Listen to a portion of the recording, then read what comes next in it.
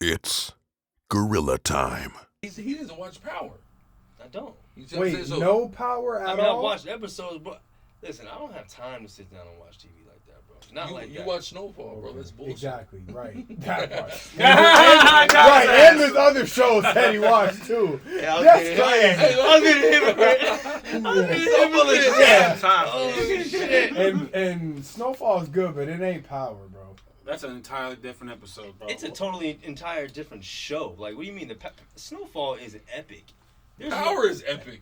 I mean, you know, it's 50. I've seen them both. Listen, So he's seen them both. I've seen them both, both. So too. Power's just it's better. It's just better. Can you explain to me on what level? Break it down, Conor. No, seriously. No, because Conor got the breakdown. I want to know. Power is better on a bunch of levels. First reason why Power is better is because of the branch off. Meaning, Snowfall, after Snowfall is, well, like when it ends, you're not interested in going into Uncle Jerome's life. You're not interested in going to what's his name? The white boy. What's his name? Riley? No. Not Cooper. We call him yeah, I know The Fed boy? Yeah. You're not interested in his life is boring. You only really interested in Franklin Absolutely. and his boys, you know what I'm saying? Absolutely. Nigga with the fro and shit. Mm-hmm. Power you nigga. How much are you interested to see Tommy's show, bro? I can't Nigga, wait. we can't wait for Tommy's show. Each character has their own fan base. Exactly. That's what I'm and saying. That's what I mean by the it. only show we're not interested in is Tate's show, and I'm going to tell you now. And I'm still gonna watch and it. guess what? But I'm telling you that they're going to make us. They're interested gonna in make Tate's it, show. yup. They're going to. Okay, that's a good But here's point. the thing: That's a good point. Political shows. There's a scandal. The Oval that's on BET, Tyler Perry does. Scandal's huge. You see what I'm saying? Huge. So Huge. it's huge. Political So things, they yeah. have a way. So they played it smart where you have a crossover corporate dope dealer gangster nigga. Then it spins off into his son that's now going fucking Ivy League. You see what I'm saying? Then spins off backwards into just a pure street show with Kanan. Right. Then we have the white boy that's a street nigga. Right. He's carrying on the drug odyssey, but then you have a politician. So you're catering. Good breakdown. God, it's amazing. That's a good breakdown. Yeah.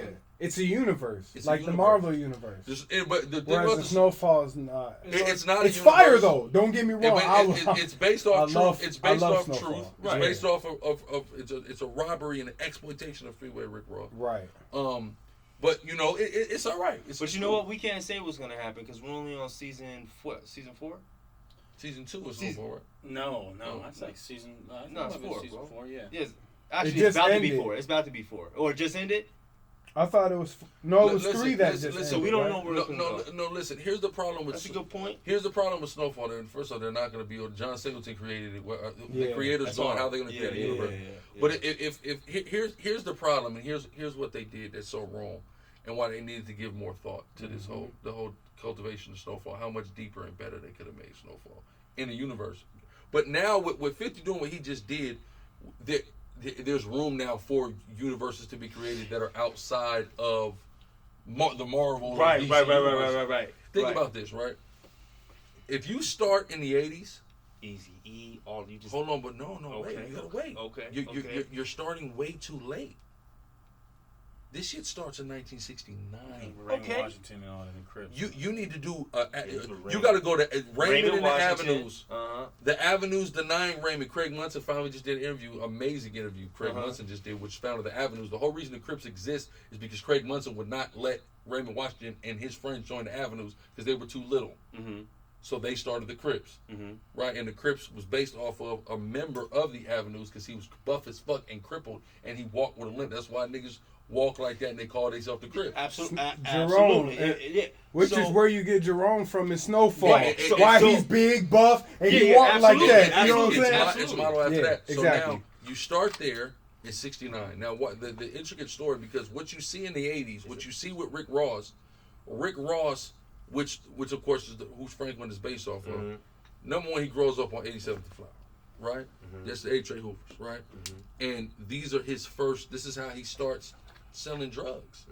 Is to the Crips around him. Absolutely. You see what I'm saying? And then it grows from there. And then he expands his enterprise through Crips up and down the I-5 with the expansion when Crips begin to expand for the purpose of the cocaine. crack cocaine distribution that he's supplying. Mm-hmm. So the story of the Crips and the Bloods is interwoven with Rick Ross's story. Absolutely. So if you start at 69, I see what you. Yeah. you build up. Number one, you could go to the foundation of the Crips, the East Side. The second wave of the Crips, the West Side.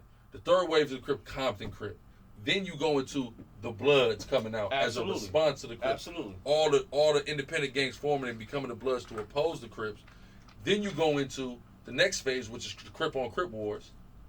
Then you go into the next phase.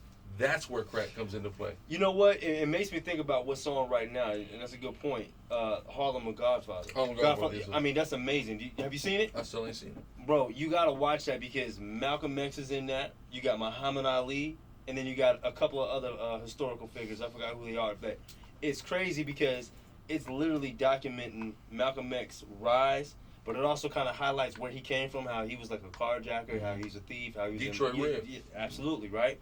So it highlights that, and then when he gets into the nation, it talks about how him and Muhammad are kind of going through it because obviously Malcolm X is rising too fast, and the people are starting to congregate towards him. Mm-hmm. And then he starts finding out all the allegations about Honorable Elijah Muhammad. That's a narrative. But go ahead. Right, They're pushing the we narrative. exactly right. So that's what they're pushing. We don't know if it's true, but all the allegations. They want to really defame the most honorable Elijah Muhammad. They want to defame honorable Elijah Muhammad. They want to defame Louis Farrakhan. Mm-hmm. And there's been a lot of history tweaking because they've tried to put a lot on Farrakhan. Farrakhan was not a prominent person in the NOI at that time, so how he could have been plotted against him is not even feasible. Yeah, absolutely. Farrakhan becomes prominent because the nation dies and then he brings the nation back to life in the 70s. Mm-hmm. That's how Farrakhan actually becomes prominent. A lot of people don't know that. They just push a narrative that Farrakhan killed Malcolm, and it was a popularity thing. So I see why it's probably incorporated into the show, though. And then you have the Italian mob. Who does not want to watch the Italian mob? Mm-hmm. And also, but understanding this untold story of the Italian mob, in that there was black people that challenged the Italian mob and were as powerful or more powerful than the Italian mob. They don't want to deal with that. The Italian mob, and they show that in American Gangster. Yeah, when white, the U.S. attorney goes, there's been not no nigger that fucking has ever been able to reach the mob. Right. Like, you don't get it. The mob is calling y'all to say, leave the nigga alone. You don't understand. He's our boss. Right. You see what I'm saying? Right. And in the Harlem Godfather, he plays Denzel his mentor. So, but now you know what? To y'all point though, which also is a narrative because history says, and everyone says, Frank Lucas did not know Bumpy Johnson at all. Mm-hmm. Right? There's nobody that proves he certainly wasn't his driver or anything like that. There's no even way to substantiate that these niggas were connected at all. And also that Frank Lucas romanticized and exaggerated his story and actually stole Frank Matthews' story and applied it to himself. Salaki, did they even show that? Is that in the second season? What? Frank Lucas? It's Frank Lucas' character in No, that's the fun. No, it's not. Yeah, I didn't think so. It's only the second season, but it's not. And they didn't show it in the first season either. They never talked about it. I mean, right now, because I just watched episode 3, I believe, and right now he was getting all the he brought all the Jakes from like Detroit, Philly, Virginia, DC, squad up because he needed a direct connect to get the Italians out of the way. So now listen, that's actually Bumpy Johnson didn't do that though. Okay. Frank Matthews did that. So you see what I'm saying? Go. But the thing about Frank Matthews is no one's around to tell Frank Matthews' story because the nigga disappeared. Yeah, he disappeared. He vanished in the 70s. They put the feds got like a $250,000 bounty on him. No, like a multi-million-dollar bounty on him. Well, yeah. And he vanished in the 70s. He's never been seen again. Him and his wife, allegedly. Him and his wife, and he was bringing all the Judites and all the Northern Kingdom together to start a whole syndicate to totally control the flow of drugs in the United States of America. Totally cut the white man out. So and they wasn't having it. And that was in the 70s? That was in the 70s. So Frank Lucas came around, he had to be late 70s, maybe early 80s? Frank Matthews was early 70s. So Frank Lucas went to Vietnam. Jail. Right, so Frank Lucas went to jail when... I don't know, probably late 70s or something. Okay. I mean, so I'm pretty sure they probably known each other. They probably knew each other, but pretty much everybody except Frank Lucas disputes that he was that he was guy. mentee. He was the mentee of Bumpy Johnson. Yeah, okay. But yeah, going back to the original point though with Snowfall, you're right. There's only but so far you can go, and even then, like just me personally, right? Like, all right, we grew up on gang culture our whole lives, right? I mean, we seen it. It's a nostalgic. Just looking at it. Yeah, like so that's cool, but I don't want to watch a docuseries or a series on that anymore. Me personally, Monster would, Cody, but it's like, maybe I would. It just would have to be a good story, and it have to be a real. Really, they can have it like you said. If they did a Monster Cody show, I would, because there is none. there is none, and he told me personally that they cut him off. That You spoke to Monster Cody? I had a whole interview. You didn't know that? Hell I had an no! interview with Monster Cody 7 years ago. Get the 6 fuck years out of ago. here! You serious? Bro, Monster Cody had Brother Benno's in the Mid Valley. Nigga, you know I read that nigga's book when I was like in junior Listen, high, we all bro. did. You had to read it. You had to read it, That was the gangbanging Bible. bro. So, but they could have did because mind you, he wrote other books. So you could do a whole show based around Monster Cody on him being a fucking kid, him growing into adulthood, him going to YA, him going to coming out and getting out of jail, and now crack is out. Now he's selling crack, going back to prison. Yeah. You can do a lot because a lot of shit happened in that prison too. That's right. That's right. So there's a lot of story that can be told just around him. So if you get a compelling enough story and it's true. The problem is in a lot of the movies and the shows that's been made centered around gangs, it's been not true. Yeah. Right? If you kept it true and authentic and you had enough of the individuals who were there to attest to it and cultivate it, Yeah. it could be great. Doing this fucking bullshit that they be doing, Yeah. Yeah. you know, I wouldn't be. And you would need a person like John Singleton to be around to really highlight that because he was around during that time, right? He saw it. And I think You the only need the consultants. You need so many consultants. Absolutely. And the only way it would work ultimately now in today's world to get people to actually watch it, I think you would have to incorporate the rap culture. So you would have to somewhat fast forward to Snoop, Eazy-E, Dr. Dre.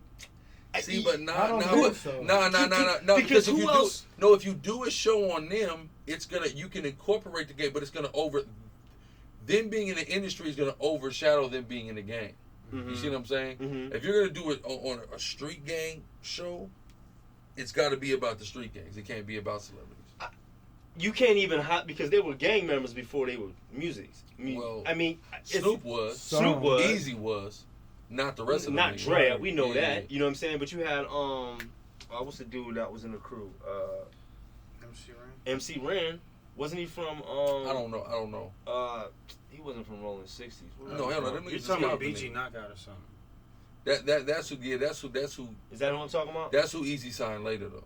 But yeah, Okay. after NWA, he went and got all the Compton Crips. I guess you wouldn't have such a big vast window to really highlight all that because it's so short. It's gonna overshadow. All But right. if you highlight, or even if you don't highlight let's say you just highlight, or let's say everybody knows and it's been romanticized, not even so much romanticized, but what's been highlighted, the biggest beef in the South Central has been highlighted is the H.R. Gangsters of the 60s. If you did just a show on those two hoods, and then you're gonna enter Monster Cody's a part of that. You see what I'm saying? I'd be afraid you're gonna start another gang war, nigga. Well, I mean, there's already gang wars ongoing. Yeah. The H.R. Gangsters of the 60s war been off for a long time. Right. So I mean, not that they like each other, but they're not at war. But if you highlighted that, and then there's key characters that are in each hood that can be highlighted. You see what I'm saying? So the show is not based around one guy, but based around multiple compelling characters on either side. That's going to have you torn on which side. Because naturally, when you watch a show, you're picking sides here. Absolutely. Yeah. You fuck with Ghost, and when Tommy's Right. coming, it's fuck Tommy. When they're together, it's good. But as soon as they become enemies, you choose a side. You know what I'm saying? So, if you put a compelling enough characters on each side, it'll tear people. That can be very compelling. Something like that can be compelling.